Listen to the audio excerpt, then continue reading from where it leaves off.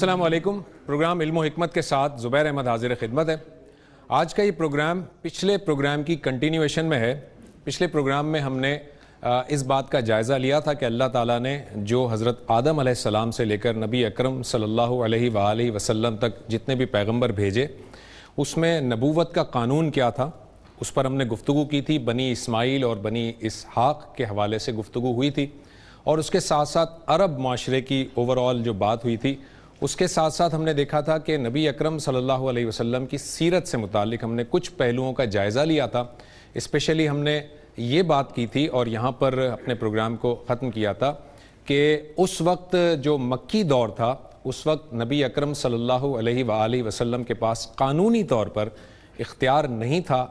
اس وجہ سے وہاں پر جو حرم کے اندر بت بھی رکھے ہوئے تھے تو آپ نے ان بتوں کو ہاتھ نہیں لگایا، اور اسی کے ساتھ وہیں پر رہتے ہوئے دعوت کا اور تزکیے کا کام سر انجام دیتے رہے۔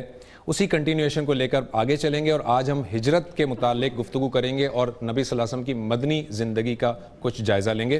میرے ساتھ تشریف رکھتے ہیں جناب جاوید احمد غامدی صاحب، اور یونیورسٹی کے طلباء اور اساتذہ بھی ہمارے ساتھ موجود ہیں۔ جاوید صاحب، پچھلے پروگرام کے اندر آپ نے ایک بات یہ کی تھی کہ چونکہ قوت نافذہ نہیں تھی نبی صلی اللہ علیہ وسلم کے پاس اور قانونی طور پر آپ کو اختیار نہیں تھا، تو اس وجہ سے بتوں کو ہاتھ نہیں لگایا گیا، انہیں نہیں توڑا گیا۔ لیکن جب قانونی طور پر اختیار حاصل ہوا، فتح مکہ ہوا، تو ظاہر ہے وہاں سے بت پاک کر دیے گئے۔ ایک بات بہت اچھی طرح سمجھ لینی چاہیے کہ جزیرہ نما عرب کے بارے میں اور باقی دنیا کے بارے میں اللہ کا قانون مختلف ہے۔ جزیرہ نما عرب کو اللہ تعالیٰ نے اپنی توحید کے مرکز کی حیثیت دی ہے۔ اس کو اللہ تعالیٰ نے صدیوں پہلے سیدنا ابراہیم علیہ السلام کی بعثت کے زمانے میں، یعنی کم و بیش 4000 سال پہلے اپنے لیے خاص کر لیا ہوا ہے۔ وہاں حرم ہے۔ حرم کیا ہے؟ مسجد حرام ہے، حرمت والی سب سے پہلی مسجد ہے جو خدا کی زمین پر بنائی گئی۔ وہ بت اس مسجد میں رکھ دیے گئے تھے، یا سرزمین عرب میں بت تھے۔ تو رسالت مآب صلی اللہ علیہ وسلم کی بعثت اس لیے ہوئی تھی کہ آپ اللہ کی خاص کردہ اس سرزمین کو لوگوں سے خالی کرا لیں، وہاں ہر طرح کی بت پرستی کا خاتمہ کر دیا جائے۔ اللہ تعالیٰ نے اس علاقے کو اپنے لیے خاص کیا ہے، وہ پھر اللہ ہی کے لیے خاص ہو جائے۔ حرم کو بھی بتوں سے پاک کر دیا جائے، اور ایک مرتبہ پھر یہ سرزمین اللہ کی توحید کے مرکز کی حیثیت سے اپنا کردار ادا کرے۔ اس وجہ سے اس سرزمین کے بارے میں ایک خصوصی قانون ہے، وہاں کوئی غیر مسلم آباد نہیں ہو سکتا۔ اس کو اللہ نے اپنی توحید کے مرکز کی حیثیت دے دی ہے۔ رسالت مآب صلی اللہ علیہ وسلم نے اس کو تمام دوسرے ادیان کے ماننے والوں سے خالی کرا دیا ہے۔ اب قیامت تک اسی حیثیت سے اس کی حفاظت کی جائے گی۔ چنانچہ صحابہ کرام رضی اللہ عنہم جنہوں نے حرم کو بتوں سے پاک کیا، رسالت مآب صلی اللہ علیہ وسلم کی ہدایت کے مطابق، باقی سرزمین عرب میں بھی جتنے استھان تھے، جتنے اس نوعیت کے بت خانے تھے، توڑ دیے گئے، اس کو خالی کرا لیا گیا، کیونکہ وہ سارا کا سارا بالکل ایسے ہے جیسے مسیحیوں کے لیے ویٹیکن سٹی ہے، یعنی ایک پورا کا پورا علاقہ ہی اللہ نے اپنے لیے مسجد کی حیثیت دے کر خاص کر لیا ہوا ہے۔ تو انہوں نے یہ سب کیا، لیکن وہی صحابہ کرام جب باہر نکلے تو وہ بامیان تک پہنچ گئے تھے، وہ مصر میں بھی تھے، ان کے سامنے بہت سے مسیحی کلیسا بھی تھے، ان میں سیدہ مریم کے بت تھے، ان میں سیدنا مسیح علیہ السلام کے بت تھے، انہوں نے کبھی کسی کو ہاتھ نہیں لگایا۔ آپ کو معلوم ہے کہ ایک بڑا مشہور واقعہ پیش آیا جب مصر فتح ہوا ہے، تو مصر میں ایک جگہ سیدہ مریم کا مجسمہ تھا جس کی ناک کسی نے توڑ دی، کسی سپاہی نے۔ تو اس نے مقدمہ قائم کیا، تو مسلمانوں کے سپہ سالار نے جب یہ دیکھا کہ کوئی ناک توڑنے والا مل نہیں رہا، تو انہوں نے کہا کہ میری ناک توڑ کر آپ اس کا قصاص لے لیجیے۔ عرب کی سرزمین بالکل ایسے ہے کہ جیسے آپ کی مسجد ہوتی ہے، حرم بھی مسجد ہے، مسجد میں اگر بت رکھ دیے جائیں گے تو اسے تو پاک کرایا جائے گا۔ اچھا جاوید صاحب، یہ جو نبی اکرم صلی اللہ علیہ وسلم نے ہجرت فرمائی، مکہ سے مدینہ کی طرف تشریف لے گئے، ہجرت کے کیا کوئی خاص تقاضے ہیں؟ ہجرت کے کچھ انڈیکیٹر ہیں کہ یہ انڈیکیٹر جب واقع ہوں تب ہجرت ہوگی، یا نبی صلی اللہ علیہ وسلم وہ مکہ کے جو لوگ تھے انہیں دعوت دے کر اتمام حجت کے لیول تک آ چکے تھے اور اب انہیں یقین ہو چلا تھا کہ اب یہ ایمان نہیں لانے والے، اس لیے ہجرت کی جائے؟ دو نوعیت کی ہجرت قرآن مجید میں زیر بحث آئی ہے۔ ایک یہ ہے کہ کسی جگہ آپ کو پرسیکیوشن کا نشانہ بنا لیا جائے، مذہبی جبر کا نشانہ بنایا گیا ہے، قتل و غارت گری شروع ہو گئی ہے، لوگوں کو زبردستی ان کا مذہب تبدیل کرنے کے لیے مجبور کیا جاتا ہے، ان کے لیے رائے کی آزادی قائم نہیں رہی، وہ اپنے مذہب پر عمل کرنا چاہیں یا اپنا نقطہ نظر بیان کرنا چاہیں تو اس کے مقابل میں ان کی جان کو خطرات لاحق ہو گئے ہیں۔ اس میں آپ اپنی جان کی حفاظت کے لیے، اپنے دین کی حفاظت کے لیے ہجرت کرتے ہیں۔ یہ اور ہجرت ہے، یہ وہ ہجرت ہے جو حبشہ کی طرف صحابہ کرام نے کی۔ یہ آپ کے علم میں ہے کہ رسالت مآب صلی اللہ علیہ وسلم ابھی مکہ ہی میں تھے جبکہ 2 مرتبہ صحابہ کرام کی جماعتیں حبشہ کی طرف ہجرت کر کے گئیں، وہاں انہوں نے نجاشی کے ہاں پناہ لی۔ یہ بھی معلوم ہے کہ عرب کے سردار پیچھے گئے، ان کی خواہش یہ تھی کہ وہ ان نوجوانوں کو واپس لے آئیں، لیکن ان کو نجاشی نے اجازت نہیں دی۔ تو ایک ہجرت یہ ہے، یہ میں بھی کر سکتا ہوں، یہ آپ بھی کر سکتے ہیں۔ جہاں حالات اس طرح کے ہو جائیں کہ وہاں پرسیکیوشن شروع ہو گئی ہے، قتل و غارت گری شروع ہو گئی ہے، لوگوں کی جان مال آبرو کو خطرہ لاحق ہو گیا ہے، ان کے لیے اپنے ایمان کے مطابق زندگی بسر کرنی مشکل ہو گئی ہے، وہ اس جگہ کو چھوڑ کر جہاں ان کے لیے اللہ تعالیٰ اسباب پیدا کرے جا سکتے ہیں، بلکہ بعض حالات میں جانا ضروری ہو جاتا ہے۔ دوسری نوعیت کی ہجرت یہ ہے کہ کوئی خدا کا رسول زمین پر آئے، وہ اپنی قوم کو حق بتائے اور پھر حجت پوری ہو جائے، یعنی ہر لحاظ سے حق واضح ہو جائے، تو اللہ تعالیٰ عذاب سے پہلے اپنے پیغمبر سے یہ کہتے ہیں کہ آپ اب اس قوم کو چھوڑ دیں۔ ٹھیک، یہ ہجرت ہے جو رسالت مآب صلی اللہ علیہ وسلم نے مکے سے مدینہ کی طرف کی ہے، یعنی اس ہجرت کے بعد خدا کا عذاب آ جاتا ہے۔ یہ وہی ہجرت ہے جو سیدنا صالح علیہ السلام نے کی، جو سیدنا ہود علیہ السلام نے کی، جو حضرت نوح نے کشتی میں بیٹھ کر کی۔ تو اس ہجرت کے بعد تو پھر اللہ تعالیٰ کی طرف سے گویا آخری فیصلہ اور آخری اقدام ہو جاتا ہے۔ تو یہ 2 بالکل الگ الگ چیزیں ہیں۔ یہ ہجرت اللہ کا رسول کرتا ہے، یہ نہ میں کر سکتا ہوں نہ آپ کر سکتے ہیں، اس لیے کہ ہمیں تو یہ معلوم ہی نہیں ہو سکتا کہ قوم تک بات پہنچ گئی ہے نہیں پہنچی، ان کے دلوں کا کیا حال ہے، اس کا فیصلہ اللہ تعالیٰ ہی کرتے ہیں۔ آپ کے علم میں ہے کہ یہ ہجرت حضرت یونس علیہ السلام نے اللہ تعالیٰ کے اذن کے بغیر، اجازت کے بغیر کر لی، تو ان کو تنبیہ کی گئی، مچھلی کے پیٹ میں ڈال دیا گیا، اور اللہ تعالیٰ نے رسالت مآب صلی اللہ علیہ وسلم کو مخاطب کر کے قرآن میں کہا ہے کہ وَلَا تَكُنْ كَصَاحِبِ الْحُوتِ، کہیں آپ اس مچھلی والے یونس کی طرح جلد بازی نہ کیجیے گا۔ یہ ہجرت اللہ کے حکم پر ہوتی ہے، جب اللہ کہتا ہے ہوتی ہے۔ اس ہجرت کے بعد قوم کا فیصلہ ہو جاتا ہے، تو اس وجہ سے یہ 2 کو الگ الگ رکھنا چاہیے۔ اب ہمارے لیے ہجرت کی ایک ہی صورت باقی ہے، اور وہ یہ کہیں پرسیکیوشن ہے، کہیں جان مال آبرو کو خطرہ لاحق ہو گیا ہے، کہیں ایسی صورت پیدا ہو گئی ہے کہ آپ اپنے نقطہ نظر کو بیان نہیں کر سکتے، لوگ آپ کے پیچھے پڑ گئے ہیں، ریاست آپ کے خلاف تشدد کا راستہ اختیار کر رہی ہے، تو اس تشدد سے بچنے کے لیے آپ ہجرت کر سکتے ہیں۔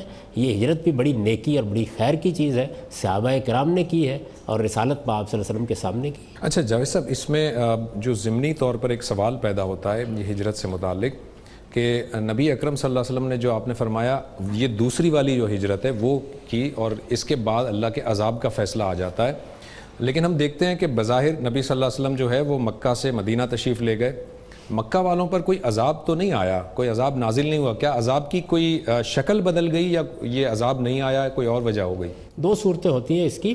ایک تو یہ ہے کہ اللہ کے رسول کے ساتھ کوئی بھی نہیں ہے، یا 2-4 لوگ ہیں یا 10-20 لوگ ہیں، اور ان کو یہ کہا گیا کہ آپ اس قوم کو چھوڑ دیں، جس کی میں نے مثالیں دی۔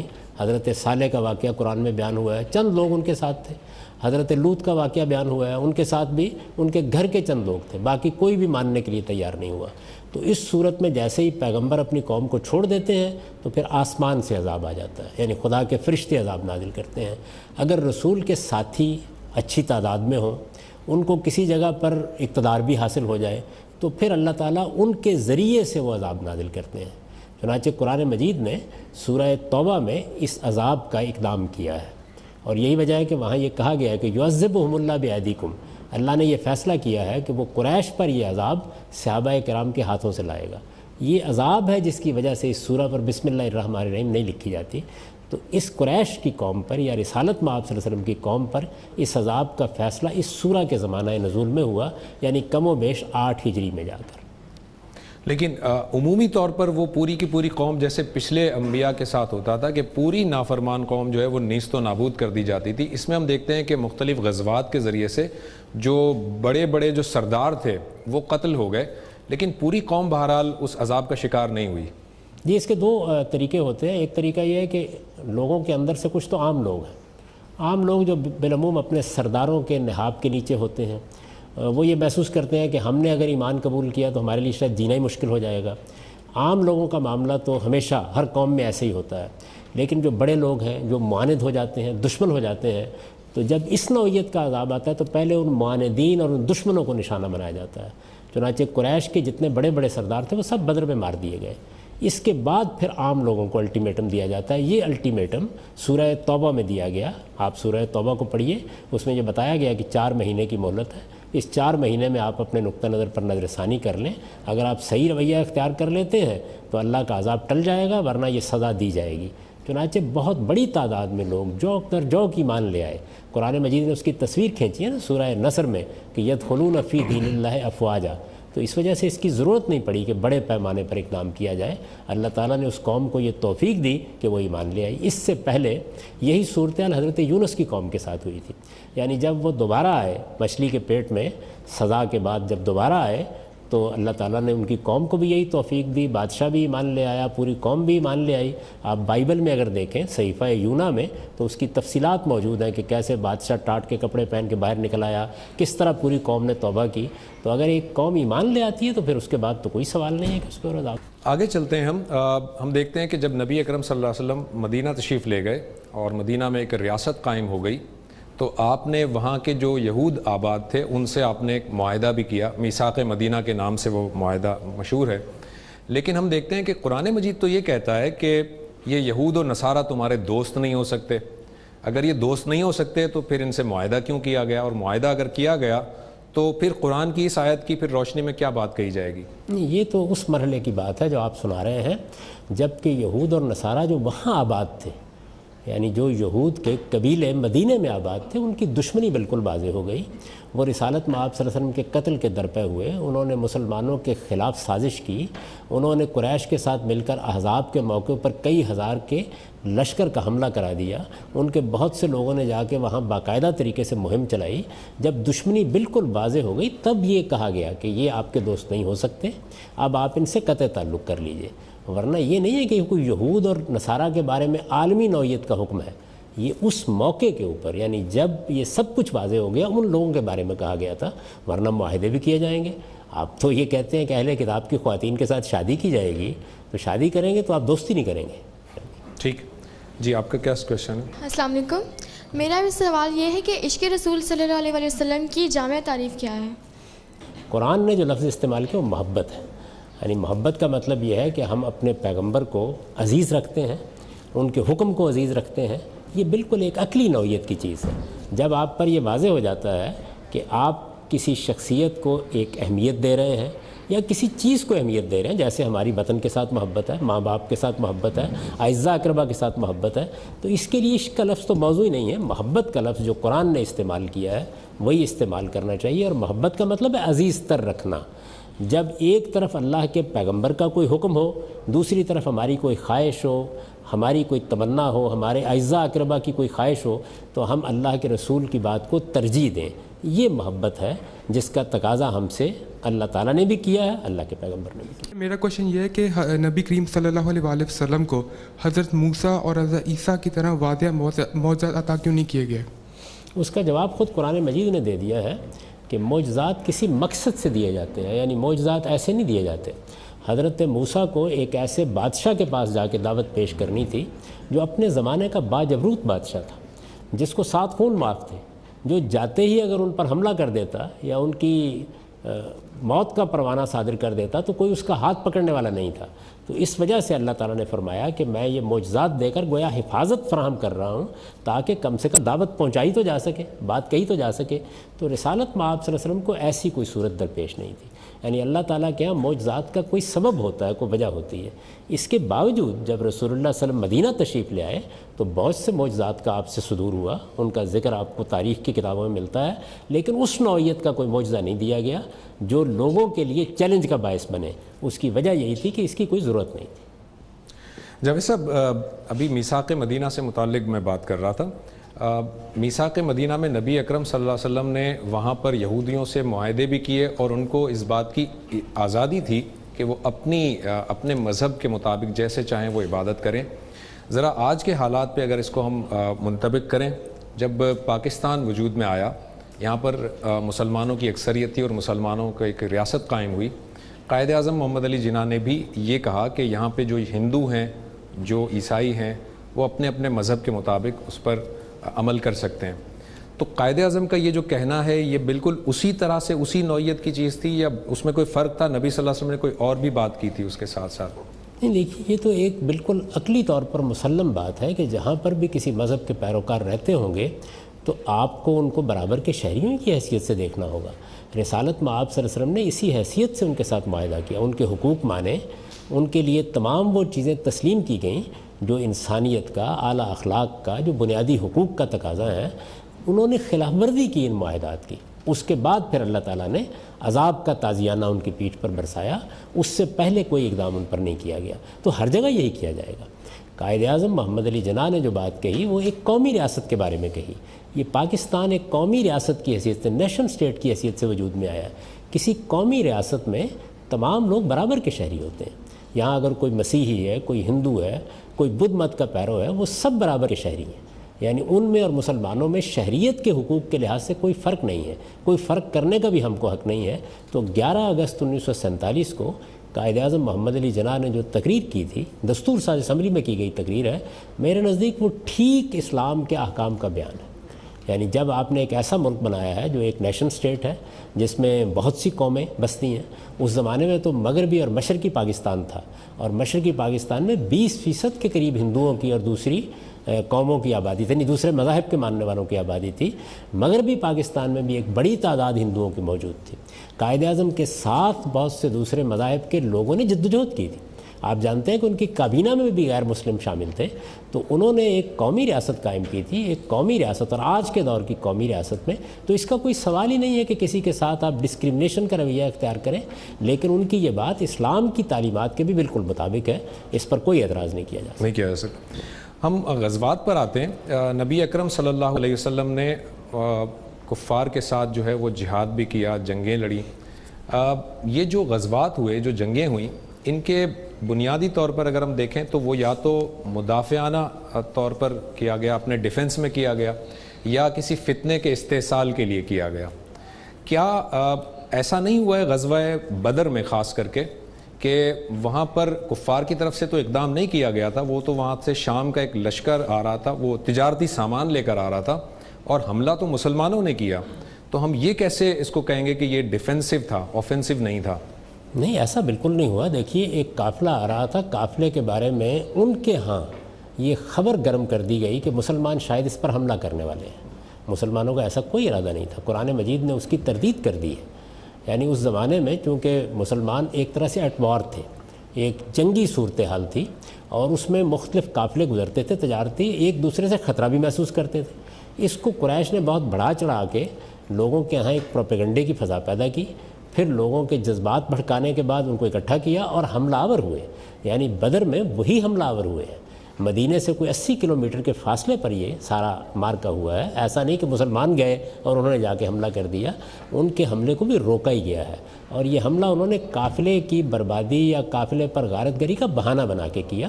حملہ آور وہی ہوئے۔ تو رسالت میں آپ صلی اللہ علیہ وسلم نے یہاں بھی مدافعت کی، لیکن اللہ تعالیٰ نے یہ چونکہ فیصلہ کر لیا تھا کہ اب ان کو سزا دینی ہے، تو اس وجہ سے اس کو یوم الفرقان قرار دے دیا گیا، اور اللہ تعالیٰ نے فرمایا کہ اب ان کے ساتھ مقابلہ ہوگا، اور ان کی ساری لیڈرشپ ختم کر دی گئی۔ تو یہ اللہ کے گویا عذاب کی پہلی قسط تھی جو بدر میں ان کے اوپر نازل ہو گئی۔ اس کا سبب وہ خود ہی بنے، خود ہی حملہ آور ہوئے، ایسا نہیں ہوا کہ مسلمانوں نے جا کے مکے پہ حملہ کر دیا۔ اور اسی طرح جتنے بھی غزوات ہوئے اور جو سرایہ ہوئے، آپ نے جتنی بھی جنگی مہم بھیجی مختلف قبیلوں کی طرف، وہ بھی سارے کے سارے ڈیفینسو ہی تھے؟ 2 مرحلے ہیں۔ پہلا مرحلہ وہ ہے کہ جس میں ایسا ہی ہوا ہے، اس لیے کہ اس وقت تو مسلمان ابھی منظم ہو رہے تھے، ان کی ایک چھوٹی سی ریاست قائم ہو گئی تھی۔ رسالت میں آپ صلی اللہ علیہ وسلم اپنے ساتھیوں کی تربیت کر رہے تھے، بہت سے اندرونی معاملات تھے، وہاں منافقین بھی تھے، یہود بھی تھے، ان سے نمٹ رہے تھے۔ اس دوران میں تو ایگریشن ہوا، جارحیت ہوئی، اس کا جواب دیا گیا۔ بدر میں بھی یہی ہوا، احد میں بھی یہی ہوا، احزاب میں تو اس کی انتہا ہو گئی۔ یعنی 25,000 کے قریب لوگ ادھر ادھر سے جمع کر کے ایک بڑا لشکر مدینے پر حملہ آور ہو گیا، جس کا مقابلہ ہی ممکن نہیں تھا۔ چنانچہ آپ کو معلوم ہے کہ پھر ایک بڑی خندق کھودی گئی اور اس طرح سے دفاع کیا گیا۔ تو یہ تو سب مدافعانہ جنگیں ہیں جتنی بھی ہیں، لیکن پھر وہ مرحلہ آ گیا کہ جس کے بعد اللہ تعالیٰ نے عذاب کا اعلان کر دیا۔ اس عذاب کی نوعیت میں پھر چونکہ یہ طے تھا کہ اب اس قوم کو قتل عام کی سزا دی جائے گی، اس کے لیے سرایہ بھیجے گئے، اس کے لیے بعض اقدامات ہوئے۔ اسی ذیل کا وہ اقدام ہے جس کا سورہ توبہ ذکر کرتی ہے۔ پہلے مرحلے میں ایسا کچھ نہیں ہوا۔ جاوید صاحب، ہم دیکھتے ہیں کہ نبی اکرم صلی اللہ علیہ وسلم نے اسپیشلی اس وقت جب صلح حدیبیہ ہو گیا تھا اور آپ کو کفار کی جانب سے یہ ایک ایشورنس مل گئی تھی کہ وہ حملہ اب نہیں کریں گے، آپ نے مختلف جو ریاستیں تھیں ان کو خطوط بھی لکھے، دین کی دعوت پہنچائی، اور پھر ہم دیکھتے ہیں کہ جو اس دعوت پر آمادہ نہیں ہوئے ان کے خلاف پھر صحابہ نے پھر جنگیں بھی کی۔ تو یہ کیسے ہم دیکھیں گے کہ ایک خط لکھ دینے سے اتمام حجت کیسے پورا ہو گیا؟ اتمام حجت کے لیے تو پورا ایک پروسیس ہے۔ آپ نے خط لکھا، انہوں نے دعوت قبول نہیں کی اور اس کے بعد جو ہے وہ جنگی مہم بھیج دی گئی۔ نہیں، یہ ایسا نہیں ہوتا۔ دیکھیے، اللہ کا رسول، پہلے تو اس کو سمجھ لیں، عام آدمیوں کے لیے یہ اصطلاح ذرا مشکل ہوگی۔ اتمام حجت کا مطلب یہ ہے کہ اللہ تعالیٰ اپنے رسول کے ذریعے سے حق کو، صحیح بات کو، اپنے دین کو اس درجے واضح کر دیتے ہیں کہ دنیا ہی میں پھر عذاب اور ثواب کا فیصلہ ہو جاتا ہے۔ اس کو کہتے ہیں اتمام حجت ہو گیا، یعنی اللہ تعالیٰ کی طرف سے حق اس درجے میں واضح ہو گیا، بات اس درجے میں واضح کر دی گئی کہ اب کسی کے پاس بات کہنے کے لیے باقی نہیں رہ گئی۔ گویا وہ معاملہ جو قیامت میں ہونا ہے وہ دنیا ہی میں ہو گیا۔ یہ اللہ کے رسول کی بعثت کے بعد ہوتا ہے۔ تو رسالت میں آپ صلی اللہ علیہ وسلم نے 3 مراحل میں یہ کام کیا ہے۔ پہلے مرحلے میں قریش مکہ کے ساتھ، جس پہ کم و بیش 13 سال لگے۔ اس کے بعد اگلا مرحلہ وہ ہے جس میں اہل کتاب کے ساتھ یہ معاملہ ہوا، اس میں بھی کوئی 5-7 سال کا عرصہ لگا ہے۔ پھر آپ نے گرد و پیش کی جو حکومتیں ہیں اور گرد و پیش کی سلطنتیں ان کو لکھا۔ تو جب اتمام حجت ہوتا ہے تو اس کا ایک مرحلہ تو وہ ہوتا ہے کہ جب ابھی اللہ کے رسول کو خدا کی نصرت نہیں ملی ہوتی، اس وقت تبلیغ کی جاتی ہے، دعوت دی جاتی ہے، سوالوں کا جواب دیا جاتا ہے، ایک بڑا لمبا طویل مرحلہ ہوتا ہے۔ دوسرا مرحلہ وہ ہے کہ جب خدا کی نصرت کا ظہور ہو جاتا ہے، خدا کی مائیت کا ظہور ہو جاتا ہے، گویا پیغمبر کے ساتھ خدا کو لوگ زمین پر دیکھ لیتے ہیں۔ تو یہ واقعہ ہو گیا تھا، یعنی تینوں چیزیں ہو گئیں۔ اللہ کے پیغمبر نے دعوت دی، اتمام حجت کی پہلی شرط یہ ہے کہ وہ دنیا میں موجود ہو اور خود دعوت دے، اتنی مہلت دی جائے کہ لوگ آ کے بات سن سکیں، کوئی اعتراض کرنا ہے تو کر سکیں، چنانچہ 4-5 سال کی مہلت دی گئی، اور اس دوران میں جزیرہ نما عرب میں اللہ کی نصرت، اللہ کی مدد کا ظہور ہو گیا، جس کو آنکھوں کے ساتھ لوگوں نے دیکھ لیا۔ تو اس کے بعد پھر کوئی تفصیلی تبلیغ کی ضرورت نہیں ہوتی، یہ تینوں شرطیں جب پوری ہو جاتی ہیں تو پھر اللہ کا عذاب آ جاتا ہے۔ جی، میرا کویشچن آپ سے یہ ہے کہ ابھی عشق رسالت سے متعلق آپ سے سوال کیا گیا، جس کے جواب میں آپ نے فرمایا کہ ہمیں صرف وہی لفظ زیادہ یوز کرنا چاہیے جو کہ قرآن میں دیا گیا ہے۔ تو قرآن میں تو ہمیں لفظ صلاۃ دیا گیا ہے، لیکن اس کو زیادہ بہتر طریقے سے سمجھنے کے لیے ہم نے لفظ نماز استعمال کرنا شروع کر دیا ہے۔ تو اسی طرح محبت کو بھی زیادہ بہتر طریقے سے بتانے کے لیے ہم لفظ عشق استعمال کر سکتے ہیں۔ جی ضرور کیجیے آپ یہ لفظ استعمال، لیکن ان دونوں میں بڑا فرق ہے۔ یعنی محبت ایک بڑا پاکیزہ جذبہ ہے، یہ ماں کے ساتھ بھی ہم یہ لفظ استعمال کرتے ہیں، باپ کے ساتھ بھی کرتے ہیں، وطن کے ساتھ بھی کرتے ہیں، قرآن نے اسی کو ترجیح دی ہے۔ صلاۃ کی جگہ نماز کے لفظ سے اگر معنی تبدیل ہو جائے، مدعا تبدیل ہو جائے تو پھر استعمال نہیں کریں گے۔ اگر بیان ہی اسی مضمون کو ادا کرے تو پھر ضرور استعمال کیجیے۔ عشق کا لفظ اس کو ادا نہیں کرتا، کیونکہ عشق کے لفظ ایک خاص طرح کی جذباتیت پائی جاتی ہے۔ محبت ایک عقلی چیز ہے، آپ سوچ کر سمجھ کر یہ طے کر کے کہ فلاں کا مجھ پر یہ حق ہے، مجھے اس کے ساتھ یہ معاملہ کرنا ہے، اس کو ترجیح دینی ہے۔ لیکن اگر کوئی آدمی یہ سمجھتا ہے کہ یہ دونوں مترادف لفظ ہیں تو لوگ استعمال کر ہی رہے ہیں۔ میں نے اپنا نقطہ نظر بیان کر دیا۔ ٹھیک جی، آپ کا کیا کویشچن ہے؟ نبی کریم صلی اللہ علیہ وسلم نے فرمایا کہ مجھے حضرت یونس علیہ السلام پر ترجیح مت دو، اس کا کیا مطلب ہے؟ یعنی رسالت میں آپ صلی اللہ علیہ وسلم نے قرآن ہی کی بات واضح کی ہے، جس میں یہ بتایا گیا ہے کہ اللہ تعالیٰ نے ہر پیغمبر کو کسی نہ کسی معاملے میں دوسروں پر فضیلت دی ہے۔ قرآن مجید میں یہ بڑی تفصیل سے مضمون بیان ہوا ہے، اور اس میں یہ بتایا گیا ہے کہ اللہ تعالیٰ مختلف پیغمبروں کو مختلف خصوصیات دیتے رہے ہیں۔ پھر اللہ تعالیٰ نے مثالیں دے کے بتایا ہے کہ ہم نے موسیٰ علیہ السلام کے ساتھ براہ راست کلام کیا جو ہم نے کسی اور پیغمبر کے ساتھ نہیں کیا۔ مسیح علیہ السلام کو بعض ایسے غیر معمولی معجزات دیے گئے جو کسی اور کو نہیں دیے گئے۔ تو اسی بات کو حضور نے بیان کیا کہ جب آپ مطلقاً ایبسلیوٹ انداز میں یہ بات کرتے ہیں تو یہ ٹھیک نہیں ہے کرنی، کیونکہ ہر پیغمبر کو کسی نہ کسی معاملے میں دوسروں پر فضیلت ہے۔ اور پھر رسول اللہ صلی اللہ علیہ وسلم نے مزید بتایا کہ مجھے 6 باتوں میں باقی پیغمبروں پر فضیلت دی گئی ہے۔ تو اس طرح آپ نے گویا یہ تعلیم دی کہ اس طرح کا معاملہ نہیں کرنا چاہیے، اللہ تعالیٰ نے جو بات کہی ہے وہیں پہ کھڑے رہنا چاہیے۔ جاوید صاحب، یہ جو آیت ہے لیظہرکم علی الدین کلہ، اس سے یہ مفہوم سمجھا گیا ہے کہ جو اسلام ہے وہ بہرحال غالب ہونے ہی کے لیے آیا ہے، اسے تمام ادیان پر غالب ہونا ہے، اور اسی وجہ سے ہمارے جو علماء کرام ہیں جو مذہبی سوچ رکھتے ہیں وہ اس فکر میں ہیں اور اس سٹرگل میں ہیں کہ اس اسلام کو جو ہے وہ غالب کر دیا جائے، نافذ کر دیا جائے. ظاہر ہے اس وجہ سے وہ صحیح اور جد و جہد کرتے ہیں. اس آیت کا یہی مفہوم ہے؟ نہیں، یہ آیت تو اللہ کے پیغمبر کے بارے میں قانون کو بیان کر رہی ہے کہ جب اللہ کا رسول زمین پر آتا ہے تو پھر اللہ تعالیٰ اس کے منکرین کو تباہ کر دیتے ہیں اور اس کے ماننے والوں کو لازماً غلبہ عطا کرتے ہیں. پوری آیت پڑھیے، هو الذی ارسل رسولہ بالہدی ودین الحق لیظہرہ علی الدین کلہ، کہ اللہ تعالیٰ نے اپنا یہ رسول بھیجا ہے اور اس کو دین حق دیا ہے، اور اس کی یہ ذمہ داری ہے کہ اللہ تعالیٰ کے پیغام کو پہنچائے اور اس علاقے میں پھر اللہ کا دین غلبہ حاصل کرے. یہ جو آپ نے فرمایا اس علاقے میں، یہ قرآن کے الفاظ تو نہیں ہیں، اس میں آپ نے کیسے انفر کیا ہے کہ وہ اس علاقے کی بات ہو رہی ہے؟ کانٹیکس سے سیاق و سباق میں وہاں قریش اور سرزمین عرب زیر بحث ہے، اور آگے مزید وضاحت کر دی وَلَوْ كَرِهَ الْمُشْرِكُونَ، اگرچہ عرب کے یہ مشرکین اس معاملے میں کتنا ہی ناگوار کیوں نہ سمجھے. تو قرآن مجید میں آیات منفرد نہیں ہیں، وہ اپنے کانٹیکس میں آتی ہیں، اس سے یہ بات بالکل واضح ہو جاتی ہے. اچھا، ہم یہ دیکھتے ہیں کہ اللہ تعالیٰ کی یہ سنت رہی ہے کہ وہ مختلف اقوام کی طرف پیغمبر بھیجتا ہے، ہدایات لے کر پیغمبر آتا ہے.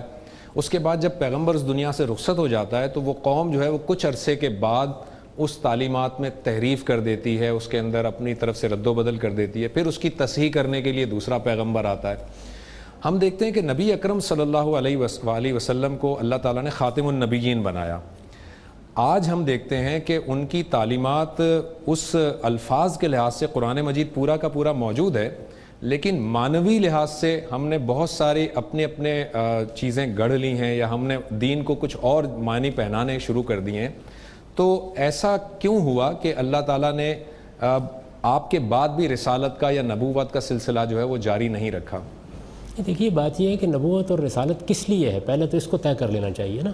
یہ جو بات آپ نے فرمائی ہے یہ قرآن مجید میں کہیں بیان نہیں ہوئی.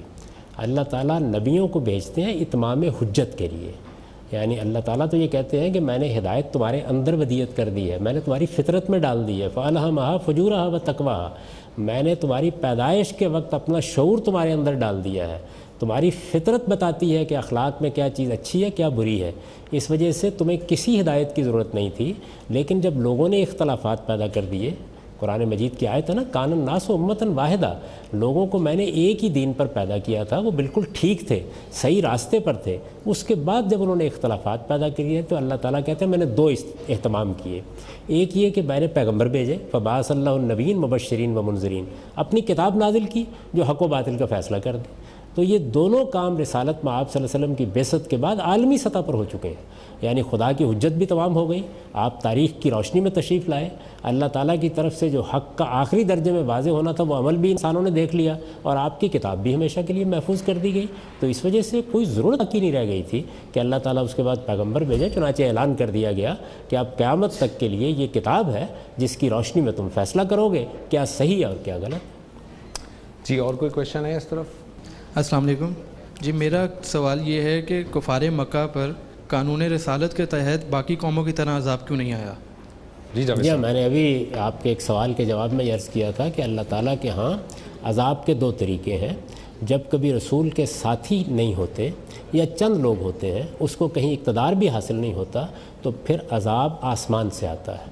اور جب اس کے ساتھی تعداد میں موجود ہوں، اس کو کہیں اقتدار بھی حاصل ہو جائے، تو پھر اس کے ساتھیوں کے ذریعے سے عذاب آتا ہے. جاوید صاحب، ایک یہ دیکھتے ہیں ہم کہ خانہ کعبہ میں مکہ میں جب نبی صلی اللہ علیہ وسلم موجود تھے، آپ دعوت دے رہے تھے، خانہ کعبہ کے اندر بھی بت رکھے ہوئے تھے، اور روایات میں آتا ہے کہ جی 360 بت رکھے ہوئے تھے.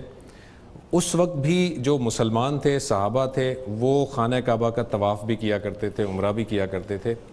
یہ بات نبی اکرم صلی اللہ علیہ وسلم نے کیسے اجازت دی ان کو کہ اس ایک توحید کا جو مرکز ہے جس میں بت رکھے ہوئے ہیں اور اس کے گرد طواف کیا جا رہا ہے، آپ نے نہ وہاں کوئی ایگریشن کی، نہ آپ نے اس کی کوئی جو ہے وہ منع کیا کہ آپ اس طرح سے طواف نہ کریں، اس کی کیا وضاحت کریں گے؟ جب بھی آپ کو کسی چیز کے خلاف کوئی کام کرنا ہو تو آپ کے پاس ایک جائز قانونی طاقت ہونی چاہیے. اس کے بغیر آپ اقدام نہیں کر سکتے. اگر اس کے بغیر اقدام کریں گے تو اس سے فساد پیدا ہو جائے گا. تو رسالت باب صلی اللہ علیہ وسلم نے اپنے اسوہ حسنہ سے ہمیں یہ تعلیم دی کہ جب آپ کے پاس حکومت کی طاقت آ جائے، جو ایک جائز طاقت ہوتی ہے، اختیار آ جائے آپ کے پاس، قانونی اختیار جس کو کہا جاتا ہے، اس کے بعد ہی آپ کسی برائی کا خاتمہ کر سکتے ہیں۔ جب تک یہ طاقت آپ کے پاس نہیں ہے، آپ کو صرف بات کہنی ہے، دلائل سے بتانی ہے۔ چنانچہ انہی بتوں کے درمیان میں کھڑے ہو کر آپ نے نمازیں پڑھی، انہی بتوں کے درمیان کھڑے ہو کر آپ نے توحید کی دعوت دی، انہی بتوں کے درمیان کھڑے ہو کے آپ نے لوگوں کو بتایا کہ اس کائنات کا ایک ہی پروردگار ہے، اور یہ بتایا کہ یہ بت کوئی حقیقت نہیں رکھتے۔ تو آپ زبان سے غلطی کو واضح کریں گے جب تک آپ کے پاس قانونی اختیار نہیں ہے۔ جب قانونی اختیار ہوگا تو پھر آپ اس چیز کو ختم کر دیں گے۔ یہ بالکل ایسے ہی ہے کہ جیسے اگر ہمارے پاس قانونی اختیار نہیں ہے تو ہم کسی مجرم کو بھی سزا نہیں دے سکتے۔ ہمارے سامنے اگر کوئی آدمی چوری کر رہا ہے، بدکاری کا ارتکاب کر رہا ہے، تو ہم اس کو سمجھا سکتے ہیں، ہم اس کو تعلیم دے سکتے ہیں، ہم اس کی تربیت کر سکتے ہیں، لیکن جب تک ہمارے پاس قانونی اتھارٹی نہیں ہے اس وقت تک ہمیں یہ حق نہیں کہ ہم اس کے خلاف کوئی کام کریں۔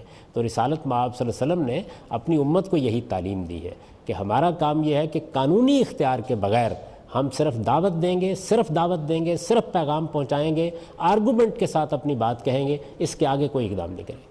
اور ظلم اور تشدد جو ہو رہا ہوگا اس پہ بھی کوئی جواب دینے کی پوزیشن میں آپ نہیں ہوں گے تو جواب نہیں دیں گے۔ ایسا ہی کیا گیا۔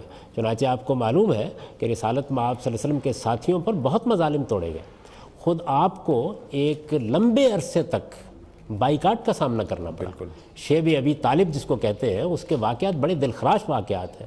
بہت سے لوگ ایسے تھے کہ جن کو حبشہ ہجرت کرنا پڑ گئی، بعض خواتین کے پیٹ پھاڑ دیے گئے، بعض لوگوں کو ذبح کر دیا گیا، بعض آپ کے ساتھی ایسے تھے جن کو پتھروں پر لٹا دیا گیا اور تپتی ریت پر لٹا کر اذیتیں دی گئیں، لیکن آپ نے ہمیشہ یہی کہا کہ موعدکم الجنہ، میں تمہیں جنت کی بشارت دیتا ہوں۔ کسی اقدام کے لیے آپ نے کبھی لوگوں کو ترغیب نہیں دی، اس لیے کہ اس وقت آپ کے پاس کوئی قانونی اختیار نہیں تھا۔ یہ قانونی اختیار جب مدینہ میں حاصل ہو گیا، اس کے بعد پھر آپ نے اقدام بھی کیا، اس کے بعد آپ نے جارحیت کا جواب بھی دیا، اس کے بعد اگر لوگ حملہ آور ہوئے تو آپ نے ان کے مقابلے میں جنگ بھی کی۔ جاوید صاحب، آپ نے ابھی فرمایا قانونی اختیار جب تک نہ ہو تو ہم اقدام نہیں کر سکتے۔ اب یہاں سے ذرا آج کے حالات پہ ذرا ریلیونسی دیکھتے ہیں۔ ہم یہ دیکھتے ہیں کہ ہمارے جو علماء کرام ہیں ان میں سے بیشتر لوگوں کا یہ کہنا ہے کہ نبی صلی اللہ علیہ وسلم کی دعوت سے ہمیں یہ پتہ چلتا ہے کہ آپ نے دعوت جو دی، آپ نے وہاں جو لوگوں کو پیغام پہنچایا، آپ کا جو ٹارگٹ تھا وہ اس قانونی اختیار کو حاصل کرنا تھا۔ آپ کا ٹارگٹ ریاست حاصل کرنا تھا تاکہ ریاست کی قوت سے اسلام کا نفاذ کیا جا سکے۔ کیا آپ کا ٹارگٹ ریاست حاصل کرنا تھا یا آپ کا ٹارگٹ صرف تزکیے کے ذریعے سے لوگوں تک بات پہنچانی؟ دیکھیے، یہ بات کہ پیغمبر کس کام کے لیے آتے ہیں اس کے لیے مجھے یا آپ کو کچھ کہنے کی ضرورت نہیں ہے، یہ بات خود قرآن مجید نے واضح کر دی ہے۔ قرآن مجید نے سورہ بقرہ میں یہ بتایا ہے کہ کان الناس امۃ واحدہ فبعث اللہ النبیین مبشرین و منذرین۔ لوگ ایک ہی گروہ تھے، ان کے ہاں کوئی خیالات میں انتشار نہیں تھا، کوئی اختلاف نہیں تھا، یہاں تک کہ اختلافات پیدا ہونا شروع ہوئے اور بنیادی حقائق کے بارے میں لوگ غلطیوں کا شکار ہو گئے۔ تب اللہ تعالیٰ نے پیغمبر بھیجے۔ ان کا کام بتایا کیا تھا؟ مبشرین و منذرین۔ وہ بشارت دیتے تھے، وہ انذار کرتے تھے، یعنی لوگوں کو یہ بتاتے تھے کہ اگر تم صحیح راستہ اختیار کرو گے تو اللہ کے ہاں فائز المرام ہوگے، تمہیں فلاح اور کامیابی حاصل ہوگی، آخرت کی کامیابی، اس کی بشارت دیتے تھے۔ اور ان لوگوں کو جو سرکشی اختیار کریں انذار کرتے تھے، خبردار کرتے تھے۔ پھر آگے کتابوں کے نازل کرنے کا مقصد بھی بتا دیا، وانزل معہم الکتاب، ان کے ساتھ اللہ نے کتابیں نازل کی۔ کس لیے؟ اس لیے کہ یہ فیصلہ کر دیا جائے کہ حق کیا ہے اور باطل کیا ہے، یعنی لوگوں کے پاس ایک بڑی مستند چیز آ جائے جس کی بنیاد پر وہ فیصلہ کر سکیں کیا صحیح ہے اور کیا غلط ہے۔ یہ اصلی مقصود ہے۔ اس میں جو کام وہ انسانوں کے ساتھ کرتے ہیں وہ ان کا تزکیہ ہے، یعنی رسالت مآب صلی اللہ علیہ وسلم کا مقصد بیست جہاں قرآن نے بیان کیا ہے تو وہاں دیکھیے کیا بیان کیا ہے۔ وہاں یہی بیان کیا ہے کہ بعث فی الامین رسولا منہم یتلو علیہم آیاتہ ویزکیہم ویعلمہم الکتاب والحکمہ، یعنی آپ لوگوں کو اللہ کی شریعت کی تعلیم دیتے تھے، آپ ان کو خدا کی بتائی ہوئی حکمت سکھاتے تھے۔ اس سے مقصد کیا تھا؟ مقصد یہ تھا کہ ان کے نفس کا تزکیہ ہو جائے، وہ اپنے آپ کو پاکیزہ بنا لیں تاکہ آخرت کی فلاح پا سکیں۔ یہ اصلی مقصود ہے۔ اس اصلی مقصود کے لیے پیغمبر جب جد و جہد کرتے ہیں تو اس میں بہت سے مراحل آتے ہیں، جیسے کہ سیدنا یوسف علیہ السلام کو بادشاہ نے بلا کے کہا کہ آپ حکومت سنبھال لیجیے۔ رسالت مآب صلی اللہ علیہ وسلم کی دعوت کو مدینے کے یثرب کے لوگوں نے قبول کر لیا۔ کن لوگوں نے قبول کیا؟ وہ عام لوگ نہیں تھے، رؤسائے قبائل تھے، یعنی اوس اور خزرج کے وہ لوگ جو وہاں حکومت کر رہے تھے، انہوں نے قبول کر لیا تو آپ کو بھی حکومت حاصل ہو گئی.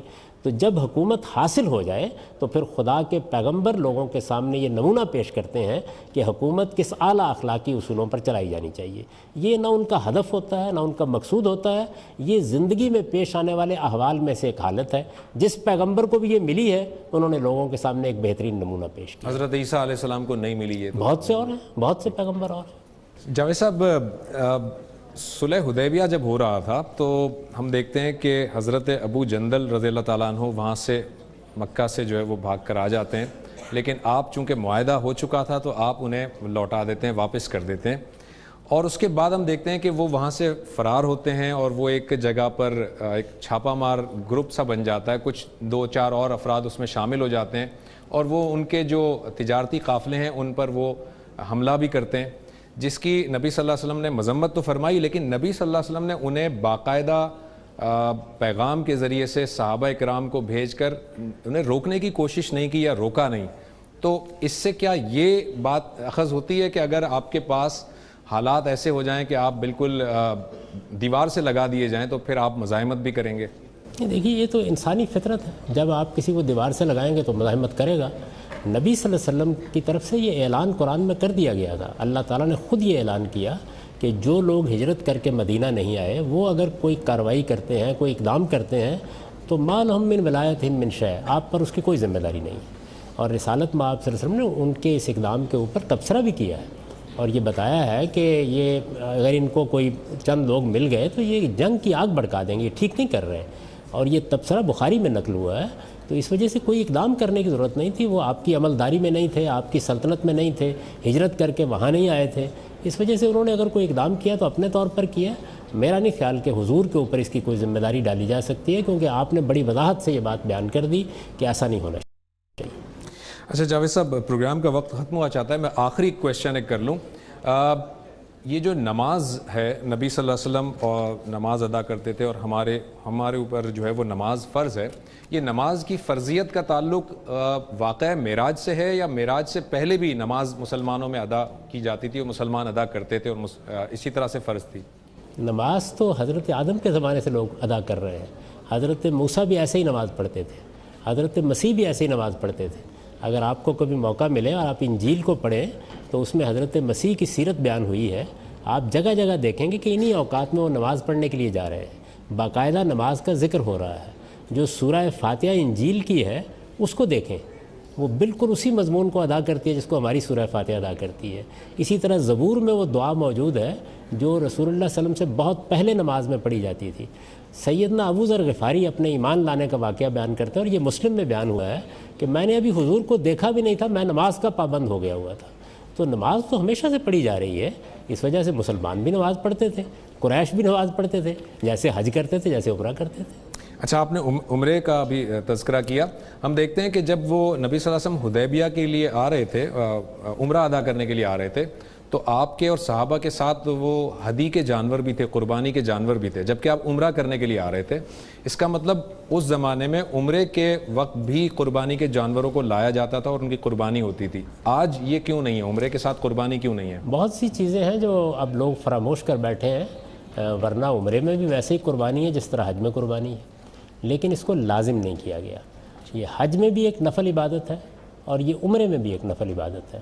تو وہاں چونکہ اب لوگوں کے لیے زحمت ہو جاتی ہے, آج کے زمانے میں سینکڑوں نہیں, ہزاروں نہیں, لاکھوں لوگ جاتے ہیں, مسلسل جا رہے ہوتے ہیں, تو لوگوں کو عام طور پر اس کا شعور نہیں رہا. بلکہ اس میں ایک دلچسپ بات یہ ہے کہ میری جو کتاب میزان ہے اس میں جب میں نے یہ حج اور عمرے کا باب لکھا تو اس میں یہ بیان کیا کہ عمرہ کیا ہوتا ہے. یعنی آپ احرام باندھتے ہیں, آپ حرم میں جاتے ہیں, آپ طواف کرتے ہیں, آپ سعی کرتے ہیں اور پھر قربانی کرتے ہیں, اور قربانی کے بعد آپ بال مڑوا دیتے ہیں. تو بہت سے لوگوں نے مجھے لکھا کہ یہ قربانی کہاں سے آ گئی. تو میں نے ان کو بتایا کہ صلح حدیبیہ کے موقع پر آپ کو معلوم ہے کہ رسالت میں آپ صلی اللہ علیہ وسلم کے ساتھ کتنے زیادہ قربانی کے جانور تھے. تو عمرے میں بھی قربانی کی جا سکتی ہے, حج میں بھی قربانی کی جا سکتی ہے, لیکن دونوں جگہ نفل ہے, لازم نہیں. بہت شکریہ آپ کا جاوید صاحب, thank you so very much.